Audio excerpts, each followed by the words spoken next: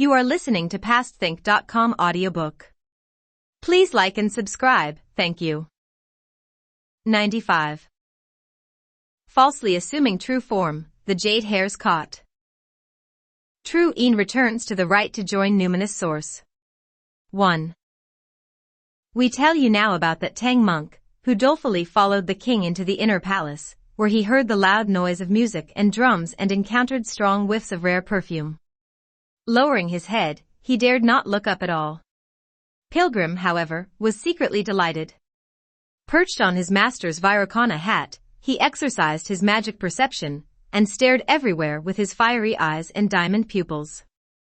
2 rows of palace maidens, colorfully dressed, stood in waiting, so enhancing the place that it seemed like a flower palace or divine residence, and more attractive than the silken drapes in the breeze of spring. Truly, they are both graceful and lissom, with substance like jade and flesh like ice. Pairs and pairs, more charming than 2 maidens. 2 by 2 they rival Shishir in beauty. Phoenixes rear up from coiffures piled high. Like distant hills are moth brows faintly drawn. That graceful playing of reeds. That frequent blowing of flutes. The tones, gong, shang, ju, ji, and yu too. High and low make their lyric flow. Wondrous songs and dances e'er lovable. Silk and floral clusters all agreeable. When Pilgrim saw that his master was completely unmoved, he said to himself in silent praise, "Marvelous monk. Marvelous monk. Living midst silk and satin he's not enticed. Walking through opulence he's not beguiled." In a little while, the princess, with the queen and the concubines thronging around her, walked out of the Magpie Palace to receive the king, all crying, "Long live your majesty! Long live your majesty!" The elder became so flustered that he shook all over, not knowing what to do at all.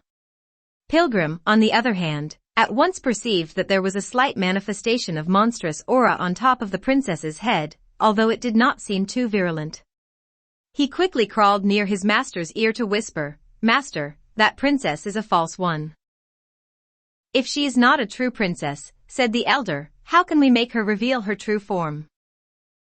"By showing my Dharma body," replied Pilgrim. "I'll capture her immediately." "No. No," said the elder. "You might frighten the throne. Let the monarch and the queen retire first. Then you may exercise your magic power." That Pilgrim, however, had been impetuous all his life. How could he permit this? With a roar he revealed his original form and dashed forward. Grabbing the princess, he cried, "You cursed beast! You make the false become real here. Isn't it enough for you to enjoy yourself at this place? Why must you be so greedy as to want to deceive my master, and ruin his true yang to satisfy your lust?" These words rendered the king dumb and stupid with fear, and sent the queen and concubines tumbling all over.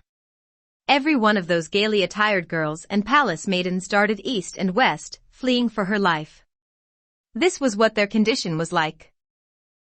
A spring wind breezy. Autumn air blustery. The breezy spring wind passes garden and wood. And 1,000 blossoms quiver. The blustery autumn air comes to the courts. And myriad leaves flutter. The blasted peony falls beneath the fence. And blown-up peony lies beside the rails. The shore's hibiscus trembles.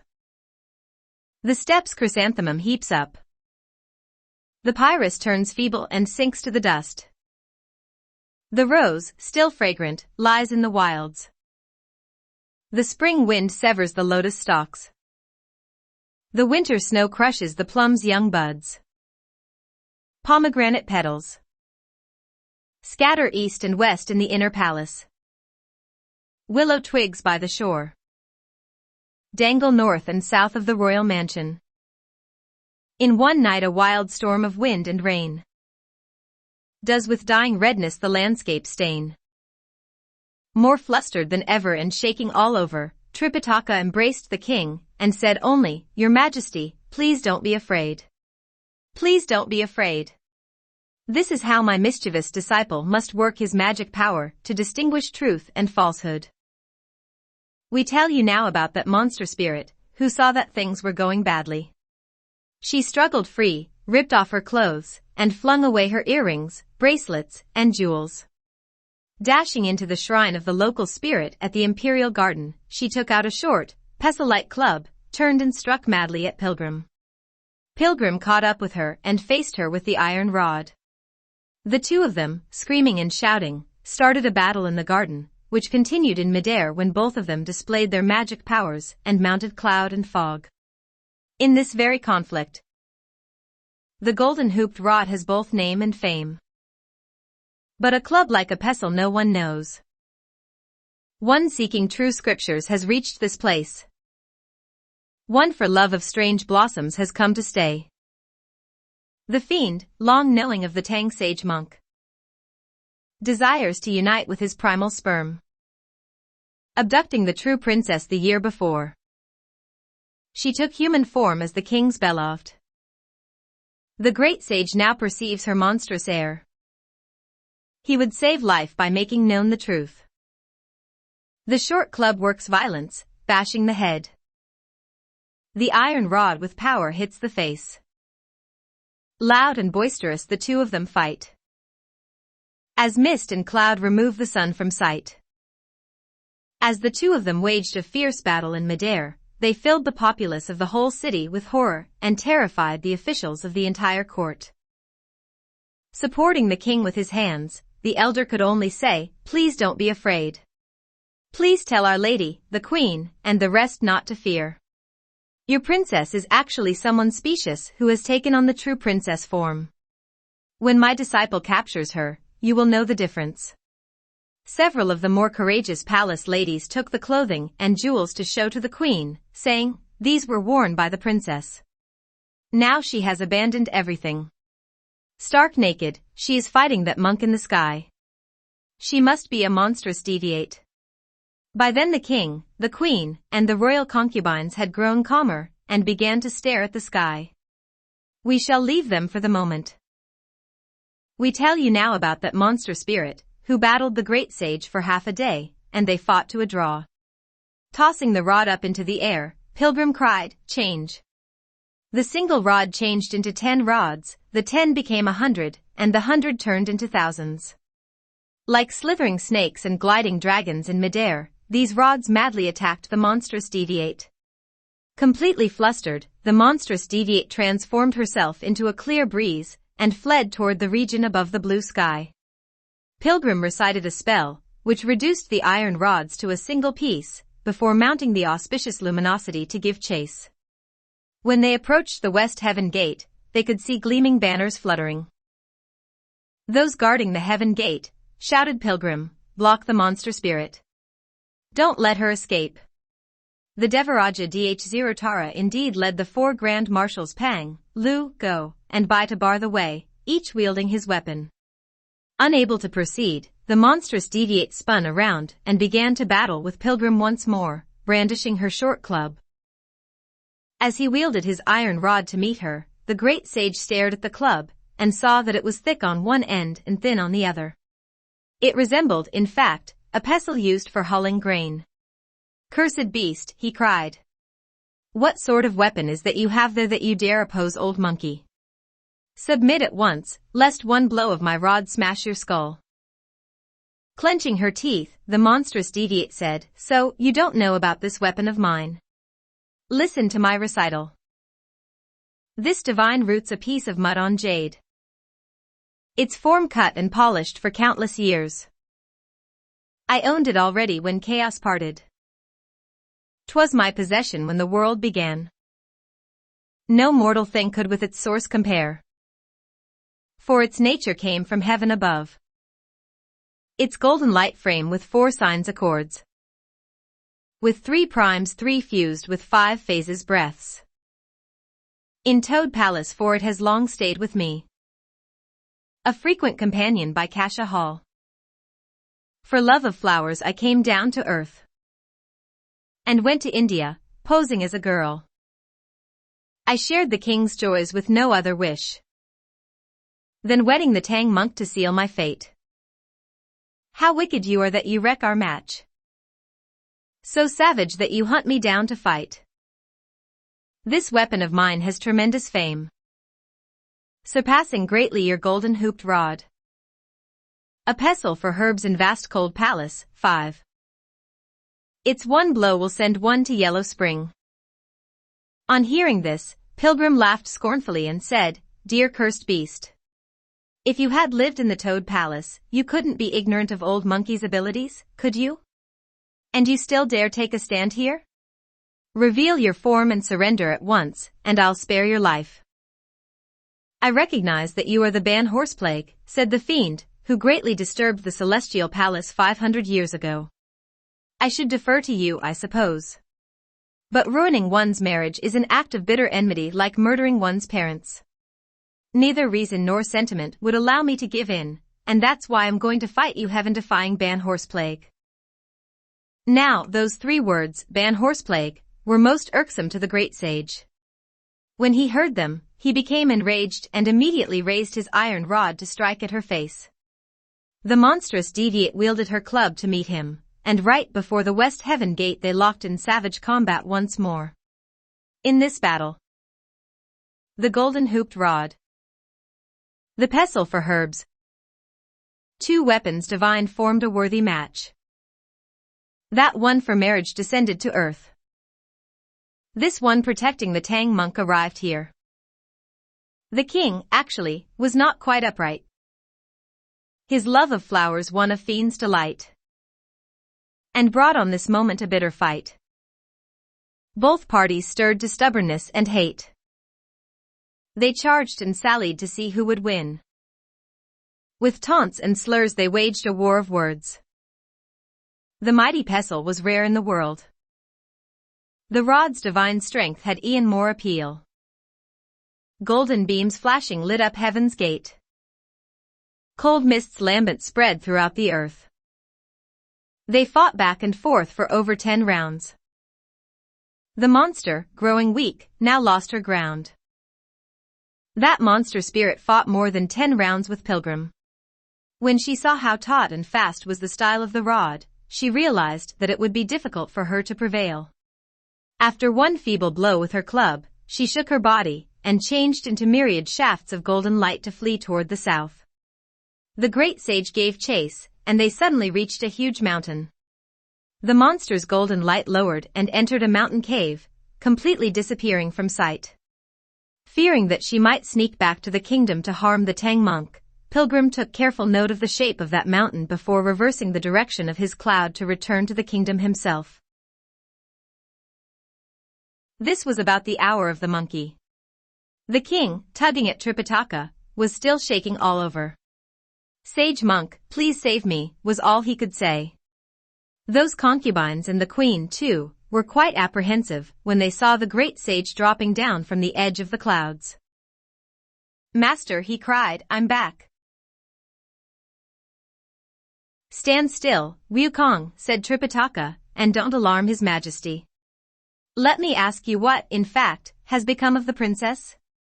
Standing outside the gate to the Magpie Palace, with hands folded across his chest, Pilgrim said, the false princess is a monstrous deviate.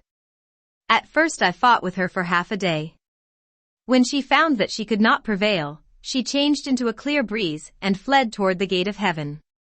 I shouted for the celestial deities to bar her way. She changed back to her form and again fought over 10 rounds with me. Once more she changed into shafts of golden light to flee to a mountain due south of here. I chased her there but couldn't find her. Fearing that she may come back here to harm you, I came back to look after you. When the king heard this, he tugged at the Tang monk to ask, if the false princess is a monstrous deviate, where is our real princess? Let me catch the false princess first, Pilgrim responded at once, and your real princess will naturally return to you. When the queen and palace ladies heard this declaration, their fears were lifted. Each one of them went forward, bowed low, and said, I beg the sage monk to rescue our real princess, and bring her back. When this whole affair has been cleared up, you will be amply rewarded. This is no place for us to talk, said Pilgrim. Let His Majesty go to the main hall with my master. And let the Queen and her companions return to their palaces. Have my brother's 8 rules and Sha monk summoned to the palace, so that they may give my master protection. I can then leave to subdue the monster. In that way, proper etiquette for what is public and private will be observed, and I shall be spared from worry. Please take note of what I have said, for it betokens a great deal of energy expended. The king was most grateful to follow his suggestion. Hand in hand, he walked with the Tang monk to the main hall, while the queen and the ladies returned to their own palaces. The king then asked for the preparation of a vegetarian meal, and sent for 8 rules and Sha monk. In a little while the 2 of them arrived, and Pilgrim gave them a thorough account of what had taken place, and enjoined them to protect their master with all diligence. Mounting the cloud somersault, our great sage hurtled through the air and left. All those officials before the main hall bowed low to the sky, and we shall leave them there for the moment. The great sage Sun headed straight for the mountain to the south of the kingdom to begin his search. The monstrous deviate, you see, had fled there in defeat. On reaching the mountain, she crawled inside her lair, and used pieces of rock to stop up its entrance. Terribly dismayed, she hid herself and kept totally out of sight. Pilgrim searched for a while, but he could detect no movement whatever. Growing anxious, he made the magic sign with his fingers and recited a spell to summon into his presence the local spirit and the mountain deity for interrogation. The 2 gods arrived and immediately kowtowed, both crying, "We didn't know. We didn't know. If we had known, we would have gone far to receive you. We beg you to pardon us." "I'll not hit you just yet," said Pilgrim. "Let me question you instead. What's the name of this mountain? How many monster spirits are to be found here? Tell me the truth and I'll pardon you." "Great sage," those 2 deities said, "this mountain is named Mount Hairbrush. It has 3 rabbit lairs in it. 6 from antiquity till now there has never been any monster spirit, for it is a blessed land of complete circularity. If the great sage wishes to find monster spirits, he'd better stick to the road to the western heaven." Pilgrim said, when Old Monkey arrived at the kingdom of India in the western heaven, he discovered that the princess, the daughter of the king, had been abducted by a monster spirit and left in the wilds. The monster spirit assumed the form of the princess to deceive the king into erecting a festooned tower, from which she would toss an embroidered ball to select her husband. When I escorted my master beneath the tower, she purposely threw the ball on the Tang monk, for she wanted to become his mate so that she could steal his primal yang through temptation. I saw through all that and revealed myself in the palace to capture her. Stripping off her human clothes and jewelry, she fought with me for half a day, wielding a short club called a pestle for herbs. Then she changed into a clear breeze to flee, but Old Monkey caught up with her before the west heavenly gate, and we fought for another 10 rounds or more. Realizing that she could not prevail, she changed into beams of golden light and fled here. Why is it that she can't be seen now?" When the 2 deities heard this, they led Pilgrim at once to search the 3 rabbit lairs. They began with the one at the foot of the mountain. Looking there, they could see only a few wild rabbits, which were frightened away. When they searched their way up to the hole on the peak, however, they at once spotted 2 huge slabs of stone blocking its entrance. "This has to be where the monstrous deviate is," said the local spirit. "She must have crawled in there to evade your pursuit." Pilgrim lifted away the stones with his iron rod. The monstrous deviate was indeed hiding in there. With a loud whoosh, she leaped out and attacked with upraised pestle. Pilgrim wielded his iron rod to parry the blow, so terrifying the 2 deities that the mountain god backed up, and the local spirit darted away. "Who asked you to?" whined the monster to the 2 of them, "to bring him here to look for me?" Barely able to withstand the iron rod, she fought as she retreated, rising to midair. It was getting late, and the situation became more precarious. Growing more and more violent, Pilgrim was about to give her the coup de grace. Suddenly a voice rang out from the azure air of the ninefold heaven, "Great sage, don't raise your hand. Don't raise your hand. Be lenient with your rod." Pilgrim turned to look and discovered the Star Lord of Supreme Een, followed by the immortal Chang'e, and other lunar goddesses, all descending in front of him on a pink cloud. Pilgrim was so startled that he quickly put away his iron rod and bowed to receive them, saying, "Old Supreme Een, where are you going?" "Pardon, old monkey, for not stepping out of the way. The monstrous deviate opposing you," said Supreme Een, "happens to be the jade hare of my vast gold palace, the one who helps me pound the immortal drug of mysterious frost." On her own she picked open the gold lock and jade bolt, and fled the palace for a year. I calculated that she might be in mortal danger at this moment, and that's why I have come to save her life. I beg the great sage to spare her for this old man's sake. "Yes. Yes. Yes," said Pilgrim. "I dare not refuse you, of course. No wonder she knows how to use a pestle for herbs. So she is the little jade hare. But I wonder whether the old Supreme Een knows of her kidnapping the princess of the Kingdom of India. She speciously assumed the form of the princess in order to ruin the primal young of a sage monk, my master. Her desire and her offense are really intolerable. How could she be spared so lightly?" "You have no knowledge of this either," said Supreme Een. "The daughter of the king is no ordinary mortal. Originally she was the Lady White Seven of the Toad Palace. 18 years ago, after giving a slap to the little jade hare, she was overcome by mortal longings, and went to the region below. The light of her soul found conception in the belly of the queen, and she was born to the royal family. Nursing the grudge of that single slap, this little jade hare ran away from our palace last year so that she could send Lady White into the wilds. But she should not have wanted to marry the Tang monk, and this offense is certainly unforgivable. Fortunately you were alert enough to discern the true and the false, so that she did not have a chance to ruin your master. I beg you, therefore, to pardon her for my sake. I'll take her back now." "When you present me with this sort of karma," said Pilgrim, chuckling, "old monkey dares not go against your wishes. But if you take away the little jade hare now, I fear that the king may not believe me. I hope, therefore, that Lord Supreme Een and my immortal sisters will take the trouble of bringing the little jade hare to the kingdom, and giving a clear testimony. In that way, not only the ability of Old Monkey will be made known, but the reason for the descent of Lady White can also be told. Then we may ask the king to send for Princess Lady White, so that the purpose of manifest retribution may be clearly established."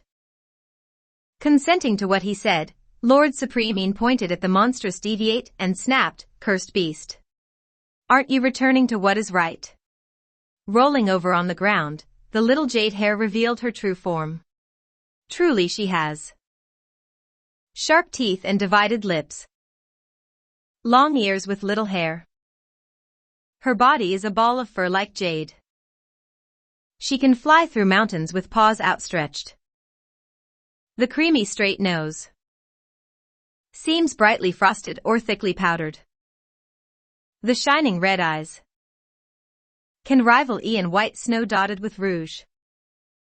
Hugging the ground, she's all fleecy like a bundle of silk. Torso stretched out, she's argent like a silver-threaded frame. A number of times she drinks at dawn the clear dew of heaven's air, and pounds long life drug with a jade pestle rare. Delighted by the sight, the great sage trod the cloudy luminosity, leading the way, followed by Lord Supreme Een, Chang'e, and other lunar goddesses, and the jade hare. They arrived at the Kingdom of India about dusk, and the moon was just rising. When they neared the city, they could hear the roll of drums on the watchtower. The king and the Tang monk were still in the main hall, while 8 rules and Sha monk, along with many officials at the foot of the steps, were discussing the cessation of court.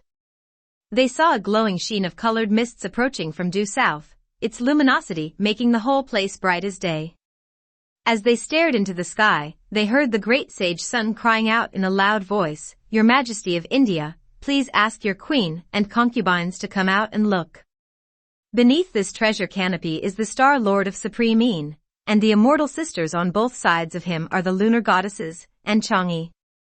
This little jade hare is the false princess of your household, she has now revealed her true form." The king hurriedly assembled the queen, his concubines, the palace maidens, and gaily attired girls to bow to the sky and worship. He himself and the Tang monk also expressed their thanks toward the sky by bowing low.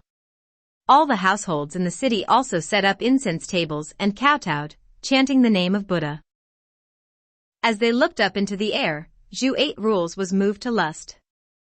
Unable to contain himself, he leaped into the air and embraced a rainbow-skirted immortal, crying, "Sister, you and I are old acquaintances. Let's go play." Walking forward to grab hold of him, Pilgrim gave him a couple of slaps on the face and a scolding. "You vulgar idiot," he said. "Where do you think you are, that you dare vent your lust?" "It's just a bit of slapstick," replied 8 Rules, "to dispel my boredom and have some fun. That's all." That Lord Supreme ordered the entourage to turn. With the goddesses, they took the jade hair back to the lunar palace, while Pilgrim yanked 8 Rules back to the ground. After thanking Pilgrim in the main hall, the king asked, "Since the false princess has been captured by the mighty magic power of the divine monk, where is our true princess to be found?" "That true princess of yours," replied Pilgrim, "did not come from mortal stock either. She was actually the immortal Lady White of the lunar palace. Because she slapped the jade hair once 18 years ago, she thought of this world, and descended to the region below, where she was conceived in your queen, who gave birth to her. Nursing this former enmity, the little jade hair last year picked open the jade bolt and gold lock and escaped to this place also. She kidnapped the Lady White and left her in the wilds before assuming her form to deceive you. This entire karmic process was told to me personally by Lord Supreme himself. Today the false one has been removed, tomorrow you will be asked to go search for the real one." On hearing this, the king became both embarrassed and alarmed, hardly able to hold back the tears flowing down his cheeks. "Child," he said, "since I was enthroned in my youth, I have never even left the gate of the city. Where should I go look for you?" With a smile, Pilgrim said, "No need to be upset. Right now your princess is feigning madness at the benefactor of orphans gold-spreading monastery. Let's retire. By morning I promise you I'll return your true princess." The other officials, too, prostrated themselves and said, "Let our king put his worries to rest. These several divine monks are Buddhas who are able to soar on the clouds and ride the fog. Most certainly they possess the knowledge of past and future. Let the divine monks go make a search tomorrow, and undoubtedly they will get to the end of the matter." The king agreed, and ordered the pilgrims again taken to the spring-detaining arbor for their meals and lodging.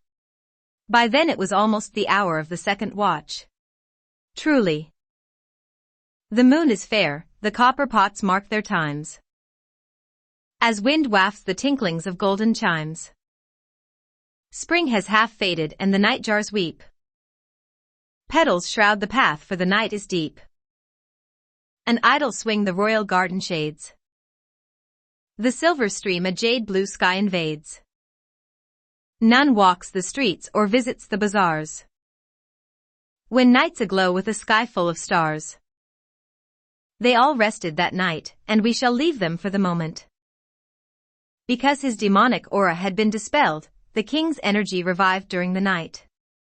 By the third quarter of the fifth watch, he appeared again to hold his morning court, after which he asked for the Tang monk and his 3 disciples to come and discuss the matter of finding his daughter. The elder arrived and greeted him, while the great sage and his 2 brothers also bowed. Returning their bows, the king said, "We spoke of our child, the princess, yesterday. May I trouble the divine monks to look for her?" The elder said, "The day before your humble cleric came from the east, by nightfall we had entered a benefactor of orphans gold-spreading monastery to ask for lodging. The priests there were good enough to accommodate our request. After dinner we took a stroll in the moonlight to go to look at the foundation of the old gold-spreading garden. Suddenly we heard the sound of lament. When we inquired into the matter, a priest of the monastery, who was already over 100 years of age, sent away his attendants and told us, 'This is the source of that lament. Late spring last year, I was just meditating on the dialectical relation of the moon and our nature when a breeze brought to me the sounds of weeping and lament. When I arose from my mat and went down to the foundation of the Jedhavana garden to look, I found a girl. On being questioned, she told me that she was the daughter of the King of India, blown to that place by a strong gust when she was enjoying the sight of flowers in the moonlight. Since that old priest was quite knowledgeable in human propriety, he locked the princess in a quiet room. Fearing that she might be defiled by other priests in the monastery, he only told them that a monster spirit had been locked up by him. The princess, too, understood his intentions. During the day she would babble absurdities just to win some sustenance of tea and rice for herself. During the night, however, with no one present, she would think of her parents and weep. That old priest had journeyed to the capital several times to try to ascertain the truth. When he learned that the princess, to all appearance, was in the palace and unharmed, he dared not present a memorial on the matter. When he learned, however, that my disciple had some magic powers, he urged us repeatedly to make a thorough investigation. Little did we expect that the jade hair of the Toad Palace had become a monster, and, falsely fused with the true form, had taken on the appearance of the princess. The monster, moreover, was hoping to ruin my primal yang, and it was fortunate that my disciple exercised his magic power to distinguish the true from the specious. When the king heard this meticulous account, he gave voice to loud weeping, so disturbing those in 3 palaces and 6 chambers that they arrived to make inquiry. When they learned of the cause, everyone wept profusely. After a long while, the king asked again, "How far is the gold-spreading monastery from the city?" "No more than 60 miles, replied Tripitaka. The king at once issued this decree: "Let the consorts of the East and the West palaces guard the main hall, while the court's grand preceptor will defend the kingdom. We and the queen herself will take the many officials and the 4 divine monks to the monastery and bring our princess home." Immediately carriages were lined up, and they all went out of the court. "Look at that pilgrim." He leaped into the air and, with one twist of his torso, arrived at the monastery before them. The priests there hurriedly knelt down to receive him, saying, when the venerable father left, he walked with the rest of his companions. "Why did you descend from the sky today?" "Where is that old master of yours?" asked Pilgrim, laughing. "Ask him to come out quickly, so that you may set up incense tables to receive the royal carriage. The King and Queen of India, along with many officials and my master, are about to arrive." The various monks could not quite comprehend what he was saying, and they asked the old priest to come out. When the old priest caught sight of Pilgrim, he bent low and said, "Venerable father, what have you found out about the princess?" Thereupon Pilgrim gave a thorough rehearsal of how the false princess tossed an embroidered ball to try to wed the Tang monk, how he fought and chased her, and how Lord Supreme Een appeared to take away the jade hair. The old priest again kowtowed to express his thanks. Raising him with his hands, Pilgrim said, "Stop bowing. Stop bowing. Prepare quickly to receive the imperial carriage." Only then did those priests discover that a girl had been locked up in the back room. In amazement, they all went to help set up incense tables beyond the monastery gate. After putting on the cassocks, they began to toll the bells and roll the drums as they waited. In a little while the imperial carriage did indeed arrive. Truly, auspicious mists and fragrance fill the sky. When to this rustic temple grace draws nigh, like a timeless rainbow cleansing streams and seas, like springtime lightnings of sage kings' dynasties. Such kindness the sylvan beauty advances, such moisture the wild floral scent enhances, for relics left by an ancient elder. This precious hall receives a wise ruler. The king reached the monastery gate, and was met outside by those monks in orderly rows. They all prostrated themselves to receive him. Then he saw Pilgrim standing in their midst. "How did the divine monk manage to get here first?" asked the king. "Old monkey arrived here with a mere twist of his torso," said Pilgrim, chuckling. "Why did you people take half a day to do it?" Thereafter the Tang monk and the others arrived. With the elder leading the way, they went to the room at the back of the monastery, where they found the princess still babbling and feigning madness. Going to his knees, the old priest pointed to the room and said, "Inside this room is the lady princess who was blown here last year by the wind." The king at once ordered the door opened, and they removed the iron lock from the door. When the king and queen caught sight of the princess and recognized her face, they rushed forward to embrace her, not at all bothered by the filth. "Our poor child," they cried. "What bitter fate has caused you to suffer like this here?" Truly the reunion of parents and child is not the same as any other kind of reunion. The three of them hugged each other and wailed. After they had cried for a while, and had given expression to how greatly they missed each other, the king ordered scented liquid to be sent in for the princess so that she could bathe and change her clothing. They then climbed onto the imperial chariot together to return to the capital. Afterward, Pilgrim greeted the king once more with hands folded in front of him and said, "Old Monkey has another matter to bring to your attention." Returning his greeting, the king said, "We shall obey whatever instruction the divine monk has for us."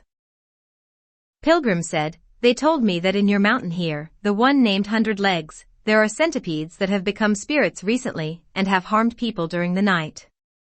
The travelers and merchants have found that a great inconvenience.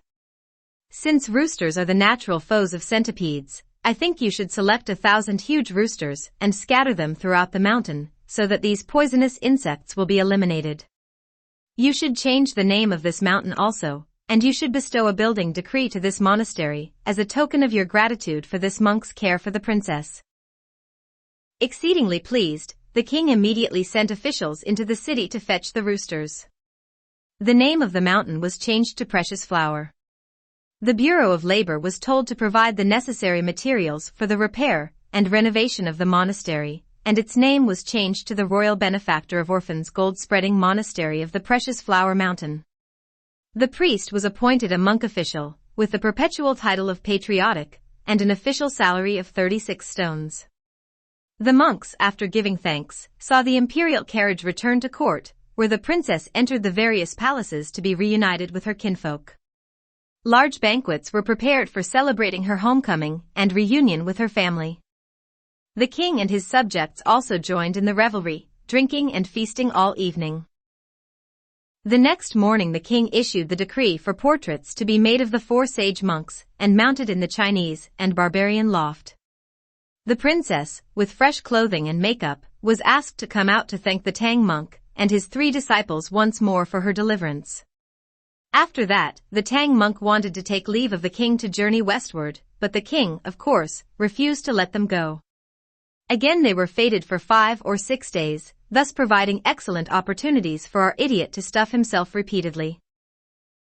When the king saw, however, how eager they were in their desire to worship Buddha, rejecting all entreaties for them to stay, he presented them with 200 ingots of gold and silver, and a platter of treasures. Master and disciples refused to take even a penny. The king then ordered the imperial carriage for the old master to ride in and many officials to escort him to a great distance. The queen, the concubines, the officials, and the people all kowtowed without ceasing to express their thanks. When they reached the outskirts of the city, they saw the priests of the temple, too, had come to bow and see them off, reluctant to take leave of the pilgrims. When Pilgrim saw that all the people were unwilling to turn back, he had no choice but to make the magic sign with his fingers and blew a mouthful of immortal breath toward the ground on the southwest. Immediately a gust of dark wind blinded the people's eyes, and only then could the pilgrims proceed. Truly cleansed by gracious waves to return to revealing cause. 8. They left the sea of gold 9 to awake to the true void. We do not know what the journey ahead was like. Let's listen to the explanation in the next chapter. You are listening to PastThink.com audiobook. Please like and subscribe. Thank you.